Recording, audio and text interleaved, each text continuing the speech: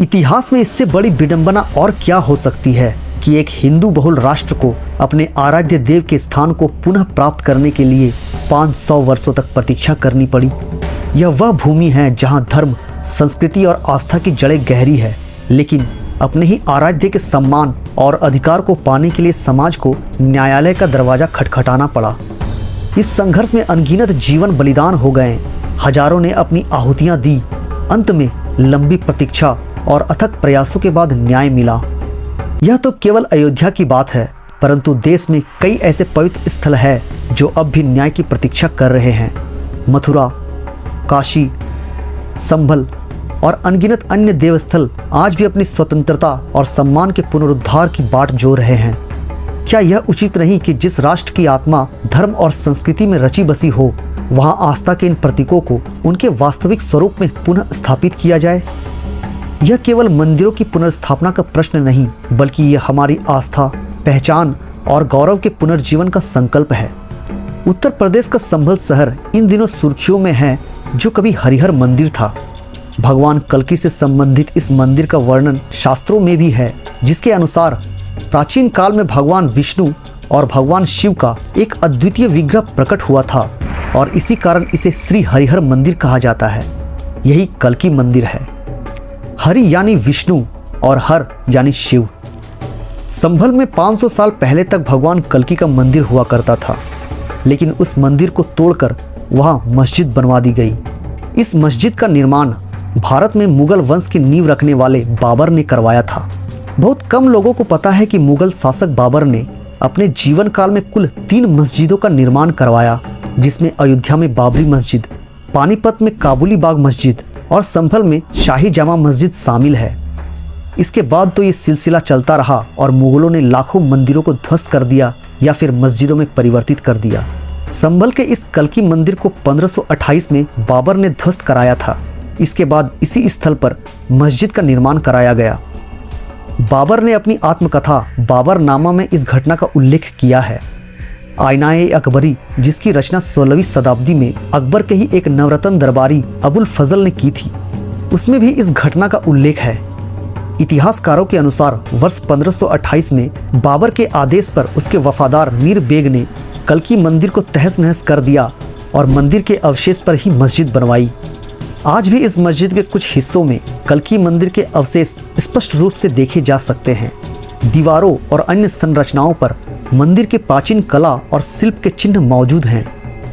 यह स्थान न केवल ऐतिहासिक महत्व रखता है, बल्कि लाखों हिंदुओं की आस्था से भी जुड़ा है, जो इसकी पुनर्स्थापना की प्रतीक्षा कर रहे हैं। सनातन धर्म के पवित्र ग्रंथों में भगवान विष्णु के 10वें अवतार कल्की के आगमन की अनेक भविष्यवाणियां की गई है। श्रीमद् भागवत महापुराण के 12वें स्कंद में कल्की अवतार का उल्लेख करते हुए कहा गया है, संभल ग्राम मुख्यस्य ब्राह्मणस्य महात्मनः भवने विष्णु यशः कल्की प्रादुर्भविष्यति। इसका अर्थ है कि कलयुग के अंत में भगवान विष्णु संभल नामक ग्राम में विष्णु यश नाम के एक श्रेष्ठ ब्राह्मण के घर कल्की रूप में अवतरित होंगे।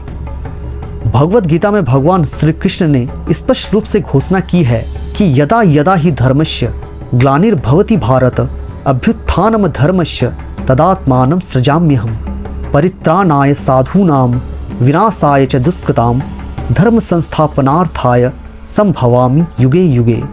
जब जब धरती पर धर्म का ह्रास और अधर्म का उत्थान होगा, तब तब मैं अवतार लेकर अधर्म का नाश और धर्म की स्थापना करूंगा। भगवान श्री कृष्ण ने यह वचन अर्जुन को दिया था, जिसमें उन्होंने अपने हर युग में अवतार लेने की बात कही। द्वापर युग में जन्म लेने वाले भगवान विष्णु के अवतार श्री कृष्ण कली युग में भी अवतार लेकर धर्म की पुनर्स्थापना करेंगे। कल्की पुराण के अनुसार कली युग के अंत में भगवान विष्णु अपने 10वें अवतार कल्की के रूप में अवतरित होंगे और उनका अवतार संभल गांव में ही होगा। यह समय कली युग और सती युग के संधि काल का होगा। कल्की पुराण में भगवान कल्की के माता पिता और जीवन से संबंधित विस्तृत वर्णन किया गया है। भगवान कल्की की माता का नाम सुमति होगा और पिता का नाम विष्णु यश होगा। भगवान विष्णु के 10वें अवतार के 4 भाई होंगे। भगवान कल्की के ये भाई धर्म की स्थापना में उनकी सहायता करेंगे। भगवान परशुराम उनके गुरु होंगे और उन्हें महेंद्र पर्वत पर अपने आश्रम में ले जाकर वेदों, शास्त्रों और धनुर्विद्या का ज्ञान देंगे। परशुराम भगवान कल्कि को अपने शिष्य के रूप में स्वीकार करते हुए कहेंगे, मैं भृगु वंश में उत्पन्न महर्षि जमदग्नि का पुत्र हूँ। मैं धनुर्विद्या और संपूर्ण वेदों का ज्ञाता हूँ। आप यहाँ वेदाध्ययन करें और धर्म की पुनर्स्थापना का मार्ग प्रशस्त करें। बालक कल्कि परशुराम जी को प्रणाम कर शिक्षा ग्रहण करेंगे। वे केवल वेदों और शास्त्रों के ही ज्ञाता नहीं होंगे, बल्कि सभी प्रकार के अस्त्र शस्त्रों सहित 64 युद्ध कलाओं में भी निपुण होंगे। भगवान शिव की उपासना से भगवान कल्कि दिव्य शक्तियां प्राप्त करेंगे। महादेव देवी पार्वती सहित प्रकट होकर उन्हें एक दिव्य तलवार, देवदत्त नामक सफेद अश्व और कई अन्य शक्तियां प्रदान करेंगे। इन दिव्य शक्तियों के बल पर भगवान कल्कि संसार से अधर्म का नाश करेंगे। कल्कि पुराण में उनके विवाह का भी वर्णन है।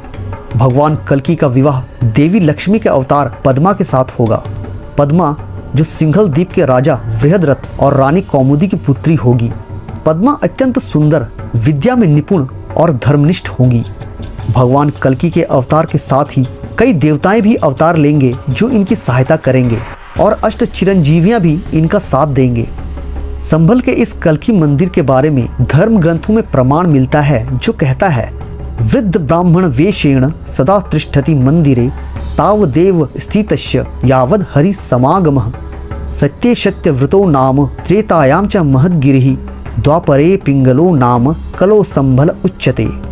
अर्थात वृद्ध ब्राह्मण के रूप में ब्रह्मा जी हरि मंदिर की गुफा में वास करते हैं। जब तक कल्कि अवतार नहीं होगा वे इसी स्थान पर वास करेंगे। सतयुग में इस स्थान का नाम सत्यव्रत, त्रेता में महदगिरी, द्वापर में पिंगल और कली युग में संभल होगा। और कहता है, यत्राष्टषष्टि तीर्थाणाम संभवः संभले भवत मृत्यु मोक्ष चितो कल्केर कल्कश्य पक्षश्रयात्। अर्थात संभल में 68 तीर्थों का निवास होगा और यहाँ जिसकी भी मृत्यु होगी वह सीधे मोक्ष को प्राप्त होगा। संभल नामक स्थान भारत के कई प्रांतों में मौजूद है। यही कारण है कि विभिन्न राज्यों में मौजूद संभल स्थान को इस भविष्यवाणी से जोड़ा जाता है। उत्तर प्रदेश का संभल जिला भगवान कल्कि के अवतार से जुड़ी मान्यताओं के केंद्र में है। वर्तमान में इस स्थान को भगवान कल्कि का प्राचीन स्थल माना जाता है। यहाँ कल्कि मंदिर स्थित है जो लाखों श्रद्धालुओं की आस्था का केंद्र है। इस स्थान से जुड़ी मान्यता है कि यहाँ भगवान विष्णु कल्कि अवतार में जन्म लेंगे और अधर्म का अंत कर धर्म की स्थापना करेंगे। राजस्थान के डूंगरपुर जिले के वागड़ क्षेत्र में स्थित सबला गांव में हरि मंदिर भगवान कल्कि की पूजा का प्रमुख केंद्र है। इस मंदिर के गर्भगृह में श्याम वर्ण अश्वारूढ़ भगवान कल्कि की मूर्ति स्थापित है। मूर्ति में भगवान कल्कि के घोड़े के 3 पैर भूमि पर टिके हैं, जबकि एक पैर सतह से थोड़ा ऊपर है। मान्यता है कि जब घोड़े का चौथा पैर पूरी तरह भूमि को छू लेगा तब संसार में बड़े बदलाव का समय आरंभ होगा। यह मंदिर न केवल धार्मिक दृष्टि से महत्वपूर्ण है, बल्कि संत माओजी द्वारा रचित ग्रंथों में भी इसका उल्लेख मिलता है। यह स्थान लाखों भक्तों की श्रद्धा और विश्वास का केंद्र है। उड़ीसा के संबलपुर नामक स्थान का अपना विशेष महत्व है। यहाँ माता समलेश्वरी देवी का मंदिर स्थित है जो इस क्षेत्र की प्रमुख देवी है।